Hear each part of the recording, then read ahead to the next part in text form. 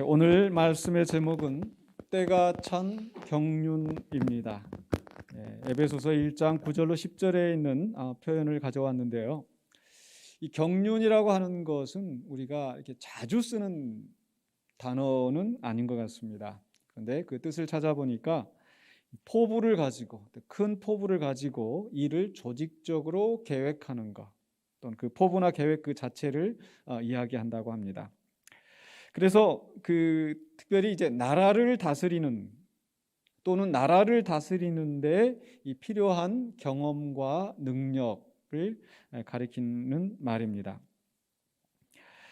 그런데 이 히브리 성경 헬라어 원어는요, 이 경륜에 해당하는 헬라어 원어는 이 오이코노미아라고 하는 건데, 이 오이코노미아라고 하는 것은 이제 두 단어가 합쳐졌어요. 하나는 오이코스라고 해서 이제 집을 뜻하는 오이코스와 또 이 법, 규정, 이 노모스가 합쳐져서 오이코노미아가 됐습니다. 그래서 그 헬라어 원어의 의미는 이 집 주인이 어떤 법적인 권위를 가지고 이 재산을 관리하거나 또는 이 집안 사람들을 단속하는, 이제 잘 운영해 나가는 그런 것을 이야기합니다. 우리가 흔히 쓰는 그 영어 단어가 이제 이 오이코노미아에서 나왔는데, 바로 경제라고 하는 단어, 이코노미라고 이야기를 하죠. 이코노미, 오이코노미아가 바로 그 이코노미의 그 어원입니다. 그러니까 이 한 나라의 경제, 또 집안의 경제, 그래서 이 살림을 잘하고 또 잘 관리를 해서 이 그 집안의 사람들이 또는 그 나라의 사람들이 이제 행복하고 평안하게 살 수 있게 하는 것, 그것을 하는 것이 경륜이고 또 경제라는 겁니다. 특별히 성경에서는 이 하나님의 경륜이라는 말로 이 단어가 자주 쓰이고 있습니다. 그러니까 이 세상은 하나님의 집이에요. 그리고 하나님은 그 집의 가장이 되시는 거죠. 나라로 치면 왕이신 거고요. 그래서 이 나라를, 이 온 세상을 하나님께서 이 선하신 뜻을 따라서 계획하시고 또 그 일을 하나하나 성취해 나가시는 것, 이게 하나님의 경륜입니다. 뭐 다른 말로 표현하면 이제 섭리라고도 할 수 있겠는데, 이 섭리라는 표현은 다소 이 정적인 느낌이 듭니다. 섭리대로 이루어졌다, 뭔가 이미 계획되고 정해진 것. 그러나 이 경륜이라고 했을 때는 그 하나님의 계획을 하나님이 계획하시고 또 역사 속에서 구체적으로 그 일을 이루어 가시는 것, 경영해 나가시는 것. 그래서 하나님의 경륜이라는 말이 조금 더 동적으로 와닿는 겁니다. 이렇게 하나님께서 뭔가를 계획하시고 그것을 이루어 가실 때는 이 시간 또 때하고 연결이 되어지는 거죠. 그렇기 때문에 우리 전도서 3장 11절에서는 하나님이 모든 것을 지으시되 때를 따라 아름답게 하셨고, 때를 따라 아름답게 하셨다고 말씀하죠. 이게 경륜인 겁니다. 이 때를 따른다라는 것은 그 예정된 시간에 하는 거죠. 또 다른 말로는, 다른 상황에서는 어떤 일정한 조건이 갖추어졌을 때, 그게 때를 따라인 거예요. 요즘 또 이렇게 이제 봄이 되니까 이제 벚꽃철이 되는데, 벚꽃이 옛날에는 3월 말에 피었다가 또 어떤 때는 또 한 4월 초에 피었다가, 그렇죠? 그러니까 꼭 정해진 날에 이게 꽃이 피는 게 아니잖아요. 일정한 조건이 되었을 때. 우리 집안일도 그러합니다. 이 다른 일을 하다가 시계를 보면서 벌써 때가 됐네. 그래서 이게 식사를 준비한다든지 밥을 먹는다든지. 그런데 또 어떤 일들은 이렇게 시간대로 하지 않고 뭔가 조건이 갖춰져야. 예를 들면은 세탁은 언제 합니까? 세탁은 세탁 바구니에 빨래가 찼을 때 이 세탁을 하지 않겠습니까? 그러니까 일정한 조건이 되었을 때, 이게 때가 되었다라는 겁니다. 그러니까 하나님의 경륜을 이야기할 때 이제 때가 찬 경륜이다라고 했을 때는 그 하나님의 선하신 뜻대로 그 시간이나 그 모든 조건에 적합하게 되어서 그 목적을 이루신다라는 거, 이게 때가 찬 경륜입니다.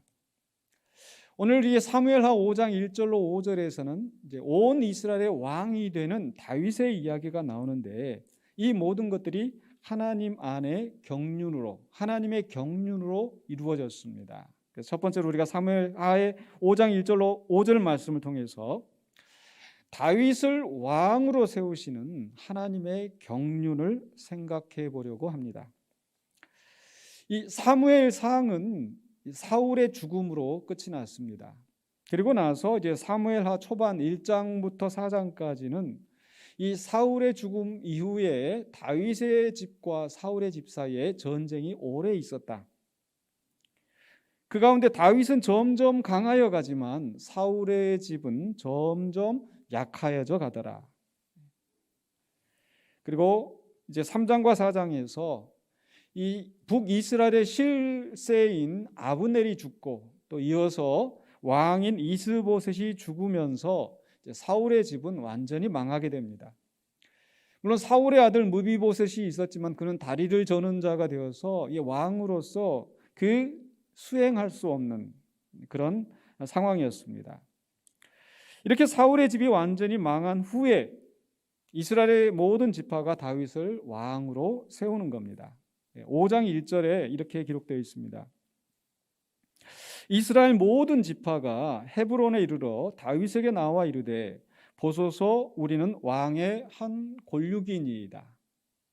여기서 이스라엘 모든 지파가 헤브론에 나왔다고 그러는데 아마 이 이스라엘 모든 지파가 모든 사람들이 다 모이기는 어려웠을 겁니다. 그래서 아마도 이 이스라엘의 지도자들, 이 지도자들이 지금 다윗 앞에 헤브론으로 모였는데 바로 이 모든 지파라고 표현한 것은 그만큼 이제 온 이스라엘 지파가 유다 지파만이 아니라 온 이스라엘이 온 백성들이 지금 다윗을 왕으로 세우는 것에 찬성하고 있다는 이야기입니다. 그래서 3절에 이렇게 되죠. 이에 이스라엘 모든 장로가 헤브론에 이르러 왕에게 나아오매 다윗 왕이 헤브론에서 여호와 앞에 그들과 언약을 맺음에 그들이 다윗에게 기름을 부어 이스라엘 왕으로 삼으니라. 다윗이 드디어 온 이스라엘의 왕이 되었습니다. 그런데 이렇게 다윗이 이스라엘의 왕이 된 것은 단지 어떤 정치적인 변화 또 다윗의 집과 사울의 집의 어떤 군사적인 이런 전쟁의 승리의 결과로 이루어진 것이 아니고 그 전에 이미 하나님께서 정하신 것이었죠. 사무엘하 5장 2절 하반부에서 그 이스라엘 모든 지파가 하는 말들이 이겁니다. 여호와께서도 왕에게 말씀하시기를 네가 내 백성 이스라엘의 목자가 되며 네가 이스라엘의 주권자가 되리라 하셨나이다 하니라.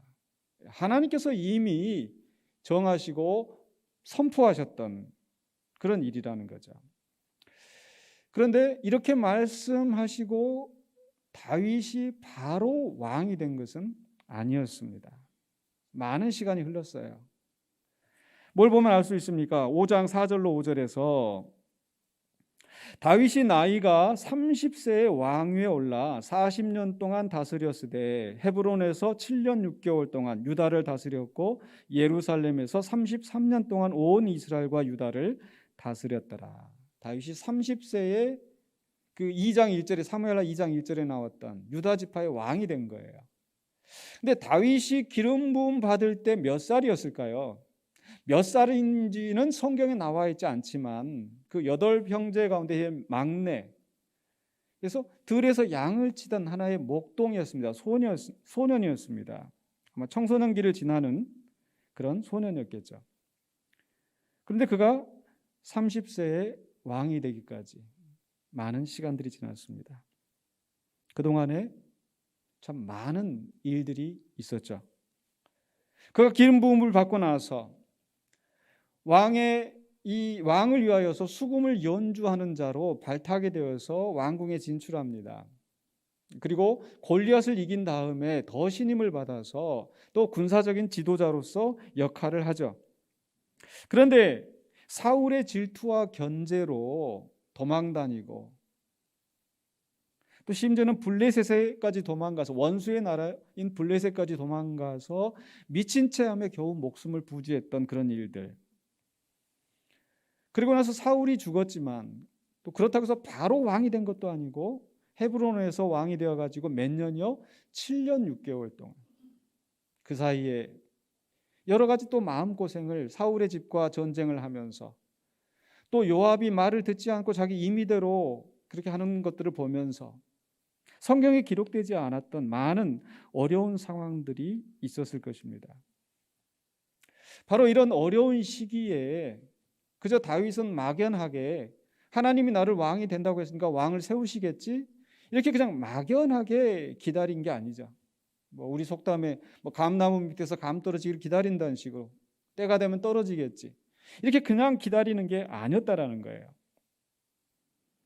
5장 1절로 2절 상반부에 다시 보시면요. 이스라엘 모든 지파가 헤브론에 이르러 다윗에게 나와 이르되 보소서 우리는 왕의 한 권력이니이다.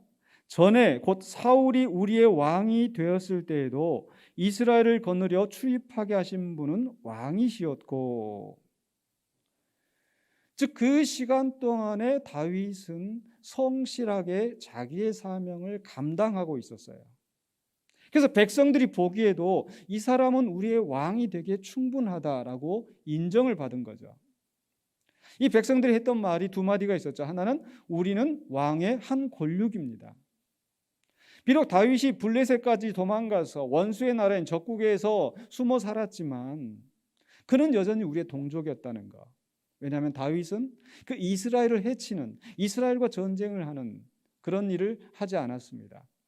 오히려 전쟁 가운데서 고통당하고 있는 이스라엘 동족을 위하여서 싸우고 또 그들의 빼앗겼던 물품들을 다시 찾아다 주는 그런 일들을 했었죠. 또 한마디 말은 뭡니까? 전에 사울이 왕이었을 때, 우리의 왕이 되었을 때도 이스라엘을 거느려 출입하게 하신 분은 왕이시었다. 그러니까 이스라엘을 거느려 출입하게 했다. 그러니까 나가고 들어오는 것을 주관했다라는 거죠. 백성들이 나가고 들어오는 일이 뭐가 있겠어요? 그럼 전쟁입니다. 전쟁 때 항상 앞서 나가서 백성들과 함께 싸우고, 그래서 여전히 이 사울이 왕이었을 때 그저 막연히 그냥 도망 다니는 것만이 아니라 그 속에서 리더로서, 지휘자로서, 하나님이 택하신 왕으로서 그 지도력을 감당하고 있었고, 그래서 백성들도 인정을 하고 있었다라는 거죠. 사실 이 시기가 다윗에게는 굉장한 고난과 연단의 시기였습니다. 사울에게 쫓기는 일이 보통 일이 아니죠. 한 나라의 권세를 가진 왕이 자기를 죽이려고 쫓아다녔을 때 얼마나 고생스러웠겠습니까? 심지어 제사장에게 도망갔더니 그 제사장의 집안이 멸족당하는 것을 자기 눈으로 똑똑히 봤습니다. 그 일나라로 도망갔을 때 그 사람들이 자기를 고발하려고 하고, 유다 지파 저 남단의 저 광야의 숲을 속에 숨었을 때 10사람들이 또 그것을 그 인신처럼 사울에게 알려서 사울이 다윗을 잡으러 오는 상황들. 블레셋에서 도망가서도 결코 쉽지 않았습니다. 또 그가 살던 성읍이 시글락이 아말렉의 공격을 받아서 다 불에 타고 가족들이 잡혀가는 그런 일들, 그 속에서 얼마나 마음 졸이며 또 육신적으로 고단한 상황이었을까요? 근데 이런 어려운 상황 속에서 이런 고난을 겪으면서 다윗에게는 분명한 확신이 생겼습니다. 하나님께서 어떠한 형편에, 내가 어떠한 상황에 있든지, 어떤 어려운 상황에 있든지 하나님이 나를 지키시고 건져주신다. 그러한 심정을 시편 40편 1절과 2절에서 잘 표현하고 있습니다. 내가 여호와를 기다리고 기다렸더니, 그냥 짧게 기다린 게 아니에요. 기다리고 기다렸더니, 오랜 시간 동안 인내하면서 기다리고 기다렸더니 귀를 기울이사 나의 부르짖음을 들으셨도다. 나를 기가 막힐 웅덩이와 수렁에서 끌어올리시고 내 발을 반석 위에 두사 내 걸음을 견고하게 하셨도다. 수렁텅이와 같은 그 과정들을 다 이겨내게 하시고 건져내시고 반석 위를 걸어가는 것처럼 내 발걸음을 견고하게 인도하셨다. 이게 다윗이 그 고난 가운데 체득한 확신입니다. 그리고 나서 이런 고난 가운데서 구원받은 그 다윗이 한 일이 무엇입니까? 어떤 결과가 이루어졌다고 합니까? 40장 3절에서 새 노래 곧 우리 하나님께 올릴 찬송을 내 입에 두셨으니, 하나님이 나를 구원하셔서 하나님께 감사하고 하나님께 영광을 돌리는, 찬송하는 자로 나를 세우셨다라는 거. 근데 거기만 끝이 아니죠. 그 다음에 많은 사람이 보고 두려워하여 여호와를 의지하리로다. 야, 다윗이 저 기름 부음 받은 자가 저렇게 고난을 당하더니 하나님이 그를 높이 세우셨구나. 이걸 보면서 다른 사람들이, 백성들이 하나님을 더 진실하게 믿게 하셨다라는 거죠. 어떻게 생각하면 다윗은 왕이니까, 어렸을 때부터 기름 부음 받은 자이니까, 택한 사람이니까 그저 평탄하게 만사형통 문제없이 살았을 것이다. 그렇지 않은 거죠. 다윗에게는 많은 고난과 시련이 있었습니다. 그가 택하신 하나님의 기름 부음 받은 자임에도 불구하고 많은 어려운 일들이 있었습니다. 그 속에서 다윗은 전적으로 하나님을 의지하면서 성실하게 자신의 사명을 감당하면서 하나님의 구원을 체험하고 하나님이 이루시는 승리를 얻었습니다. 사실 다윗이 왕이 돼서 하는 일들은 많은 전쟁을 하고 이스라엘을 이방 나라로부터 안전하게 평화롭게 지키는, 또 살 수 있게 하는 일이었었죠. 어쩌면 다윗이 그 사울에게 쫓기면서 블레셋에서 도망가서 여러 가지 전쟁의 상황을 겪으면서 하나님께서 그를 훈련하시고 연단하신 것이 아닌가. 그렇기 때문에 다윗이 왕이 되지 못하고 오랜 시간 동안 그렇게 고난과 아픔의 시기를 겪었던 것은 하나님께서 그를 훈련하시고 연단하셨던 시간인 줄로 믿습니다. 바로 하나님에 대한 믿음을 굳게 하시고 겸손하게 순종하게 하셨다라는 것. 사울은 그러한 고난의 시간이 없었어요. 그래서 그는 쉽게 하나님의 명령을 버리고, 그래서 그 자신이 버림받는 불행한 왕이 되었죠. 그러나 다윗은 그 여러 고통 속에서 하나님을 더 깊이 섬기고 감사하는 그런 신앙인이 되었습니다. 또한 그 과정 속에서 다윗은 사람들에게 인정받게 되었다라는 것. 다윗은 우리의 권력이고 우리는 당신의 권력이고 당신은 우리를 출입하게 하신 우리의 지휘자였습니다. 우리의 지도자였습니다. 또한 다른 사람들에게 신앙의 모범이 되게 하는 그러한 역할들. 이렇게 다윗이 고난과 아픔 속에서 많은 어려움이 있었지만 결국 그것은 하나님의 선하신 뜻을 궁극적으로 이루게 하시는 그런 복된 시간이었다라는 거죠. 그리고 마침내 그의 통치 아래 유다와 이스라엘이 통일되게 하시고 그 이후로 또 주변의 모든 나라를 정복하고 하나님이 기뻐하시는 나라가 되었습니다. 이건 사실 다윗의 이전의 사사시대를 생각해 보면 획기적인 변화가 일어난 거죠. 바로 앞에 사무엘 앞에 사사기에 무슨 일이 있었습니까? 사람들이 저마다 자기 소견에 옳은 대로 행하였고 우상 숭배하면서 하나님의 법을 따르지 않고, 그래서 결국 이방 족속들에게 시달리면서 가나안 족속에게, 블레셋에게, 암몬에게 이렇게 시달리면서 살아가고 있었잖아요. 사울이 왕이 되었지만 그는 이 나라를 바른 길로 인도하지 못했습니다.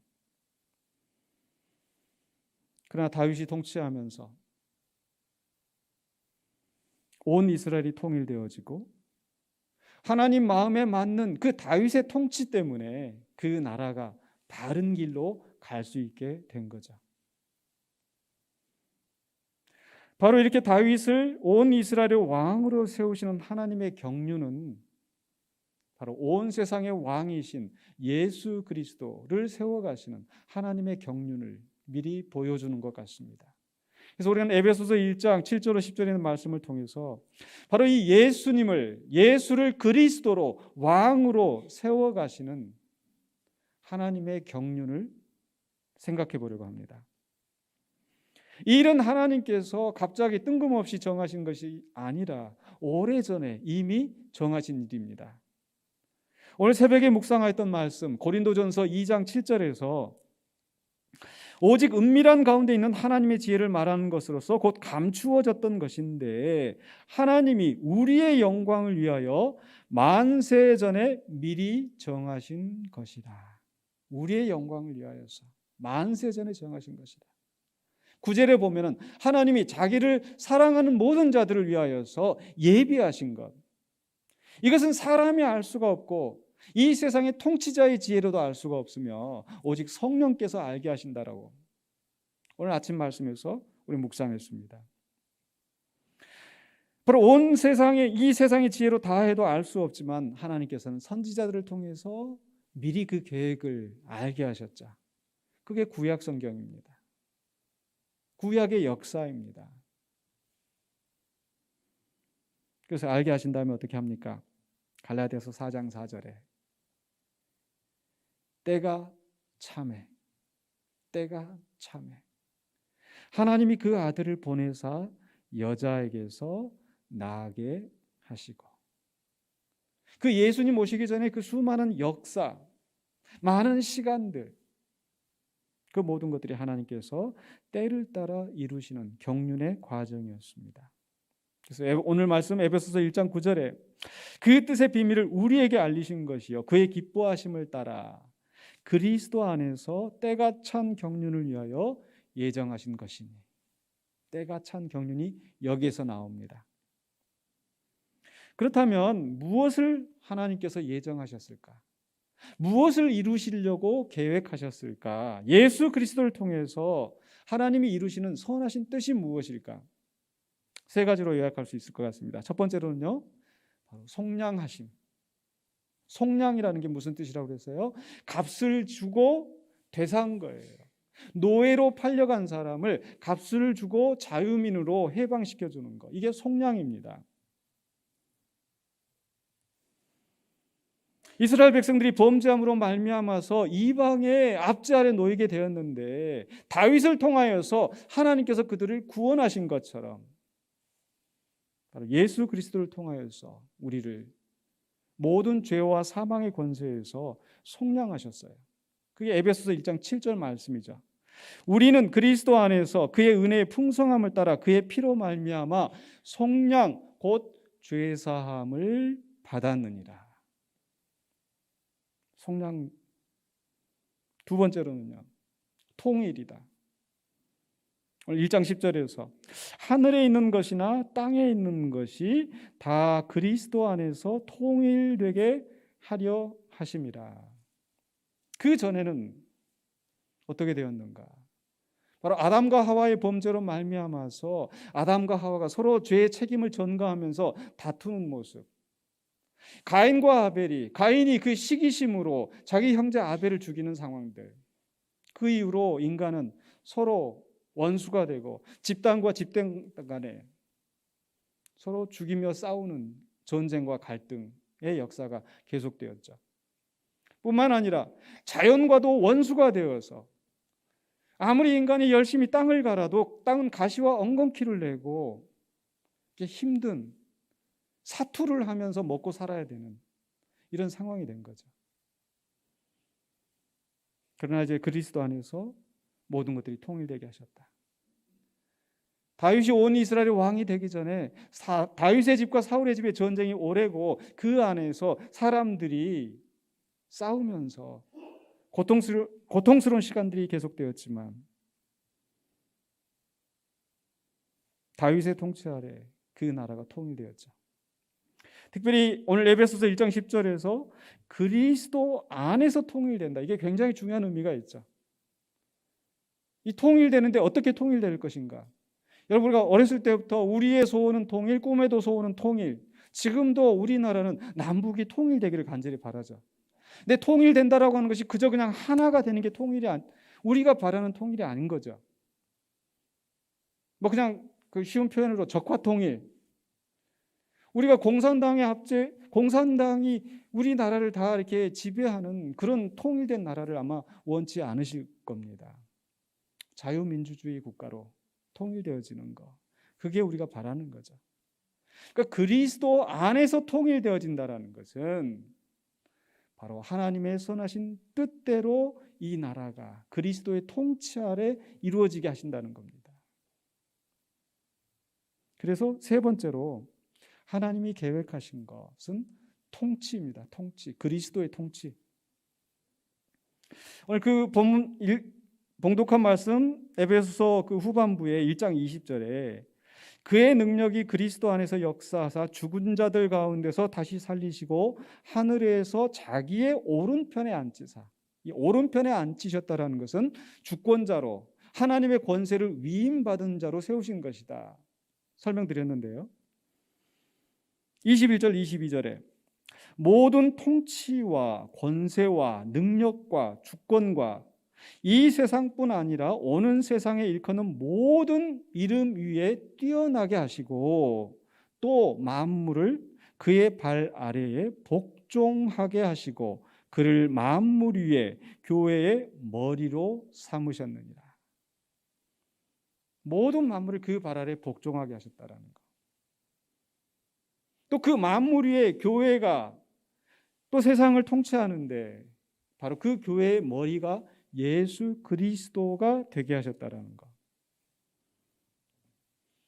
즉 모든 만물이 그리스도의 통치 아래 온전하게 회복되어지는 것. 이것이 하나님의 경륜으로 계획하신 이루시는 일입니다. 마치 다윗을 왕으로 세우셔서 그의 통치 아래 이스라엘이 이방의 압제에서 벗어나게 되고 그 나라가 통일이 되어지며 그 백성들이 하나님의 뜻에 합당하게 살게 하신 것처럼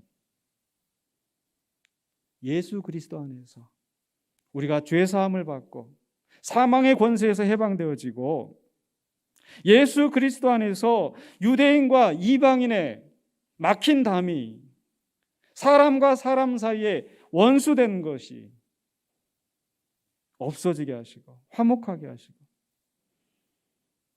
그렇게 해서 하나님의 선하신 뜻이 완전하게 회복되게 하시는데 마지막에 하나님이 이루시는 그 최종의 목표는 무엇인가? 골로새서 1장 20절에 그의 십자가의 피로 화평을 이루사 만물 곧 땅에 있는 것들이나 하늘에 있는 것들이 같이 한번 읽어보십시다. 그로 말미암아 자기와 화목하게 되기를 기뻐하십니다. 이 세상이 죄로 말미암아 하나님과 원수가 되었는데 그리스도 안에서 모든 만물이 통합이 되어지고 하나님과 화목하게 하시는 것. 이게 하나님이 기뻐하신 뜻이었습니다. 하나님 그 일을 위하여서 예수를 온 세상의 왕으로 만세전에 작정하시고 우리를 구원하시기로 하신 것입니다. 이제 말씀을 마무리하려고 하는데요. 하나님께서 다윗을 하나님의 경륜을 따라 왕으로 세웠다는 것은 바로 이스라엘이 바로 서도록 하게 하신 것이었는데 바로 이제 예수님을 통하여서 온 세상이 하나님의 뜻에 합당하게 하나님과 화목되게 하시도록 예수님을 그리스도로 메시아로 왕으로 세우셨습니다. 그런데 이 하나님의 경륜은 이렇게 다윗이나 또 예수님이나 아주 특별한 사람들에게만 있는 것이 아니라 우리 모두에게도 하나님이 계획하시는 선하신 뜻이 있는 줄로 믿습니다. 그래서 에베소서 1장 4절로 5절에 오늘 본문 앞에 있는 바로 그 앞에 무슨 말씀을 하시는가? 곧 창세 전에 그리스도 안에서 우리를 택하사 우리로 사랑 안에서 그 앞에 거룩하고 흠이 없게 하시려고 그 기쁘신 뜻대로 우리를 예정하사 예수 그리스도로 말미암아 자기의 아들들이 되게 하셨으니 우리가 하나님 앞에 서게 될 때에 거룩하고 흠이 없게 하시려고 우리를 당신의 아들들이 되게 하셨다. 왜 아들들이 되게 하셨다고 그랬어요? 제가 몇 번 말씀드렸었죠? 왜 딸은 아니고 아들들만 되게 해요? 아들은 기업의 상속권이 있다고 그랬죠. 그래서 11절 12절에 이렇게 말씀하시는 거예요. 모든 일을 그의 뜻의 결정대로 일하시는 이의 계획을 따라 우리가 예정을 입어 그 안에서 기업이 되었으니, 하나님 나라에서 우리의 기업을 얻도록, 하나님 나라에 우리가 그 기업이 될 수 있도록 하나님이 우리를 예정하셨어요. 이는 우리가 그리스도 안에서 전부터 바라던 그의 영광의 찬송이 되게 하려 하심이라. 이렇게 우리를 구원하시는 그 일로 인하여서 우리가 하나님과 그 보좌 앞에서, 어린 양의 보좌 앞에서 구원하심이 보좌에 앉으시니와 어린 양께 있도다 찬양하면서 영광을 돌리게 하는 거죠. 이게 하나님께서 원래 우리 인간들을 창조하신 목적이었는데 비로소 그 일이 완성되게 되는 겁니다. 그럼 그 때를 바라보면서 우리는 어떻게 해야 되겠습니까? 그저 가만히 있으면 우리는 그렇게 될 것이다. 물론 하나님의 은혜를 생각할 때 우리의 공로가 아니라 전적으로 하나님의 은혜이다, 이렇게 우리는 믿습니다. 그러나 그렇다고 해서 그냥 가만히 있는 게 아니라는 거죠. 바로 다윗이 그 숱한 고난의 삶 속에서 전적으로 하나님을 의지하며 자기의 사명을 감당하였던 것처럼 예수 그리스도가 육신을 입고 낮아지셔서 그 하나님 나라의 복음을 전파하고 병자들을 치유하고, 그런데 결국에는 십자가의 죽음을 당하시는 그 순종, 죽기까지 순종하시는 바로 예수 그리스도. 내 뜻대로 마옵시고 아버지의 뜻대로 되기를 원하나이다. 나로 말미암아 아버지를 영화롭게 하시옵소서. 그 신념 가운데 예수님이 살으셨던 것처럼 우리도 그렇게 살아야 될 줄로 믿습니다. 바로 우리에게는 하나님께서 장차 이루실 영광의 때가 있기 때문에 그냥 마냥 기다리면 그 때가 오겠지가 아니라 하나님의 경륜을 믿기 때문에, 하나님께서 그 계획하신 일들을 이루실 걸 믿기 때문에 낙심하지 않고 끝까지 우리의 사명을 감당할 수 있다는 거. 지금 우리 교회 안에서도 또 우리의 삶 속에서도 여전히 아픔이 있고 고통이, 고난이 있고 분쟁이 있고, 때가 되면 하나님께서 이 모든 원수들을 잠잠하게 하시고 우리 성도들을 온전하게, 우리 공동체를 온전하게 세우실 줄로 믿습니다. 그러면 그 때를 바라보면서 우리는 성실하게 우리의 사명을 감당하는 성도가 되시기를 원합니다. 오늘 갈라디아서 6장 9절에 바로 바울이 우리에게 권면하시는 바로 그 말씀입니다. 우리 함께 이 말씀 봉독하면서 오늘 말씀 마무리하려고 합니다. 갈라디아서 6장 9절 함께 봉독합니다. 우리가 선을 행하되 낙심하지 말지니 포기하지 아니하면 때가 이름에 거두리라. 아멘. 기도하겠습니다. 사랑의 주 하나님, 은혜를 감사합니다. 다윗이 그 숱한 고난과 역경 속에서 하나님을 의지하게 하시고 또 하나님의 뜻을 행하게 하셨사오매 하나님께서 그를 또한 온 이스라엘의 왕으로 세우신 것을 우리가 보았습니다. 또한 예수 그리스도 안에서 그 예수 그리스도를 온 세상의 그리스도로 세우심으로 하나님의 선하신 뜻을 이루시며 또한 우리를 그 안에서 택하시고 예정하사 하나님의 영광의 찬송이 되게 하심을 우리가 믿습니다. 또한 우리를 통하여서 오늘 이 시대에 이 자리에서 이루고자 하시는 하나님의 선하신 뜻이 있는 줄로 믿습니다. 비록 우리의 현재의 삶이 어렵고 힘든 상황이 있다 할지라도 낙심하지 아니하고 우리에게 다가올 그 장래의 영광을 바라보면서 성실하게 우리의 사명을 감당하는 우리 모두가 되게 하여 주시옵소서. 예수 그리스도 이름으로 기도하옵나이다. 아멘.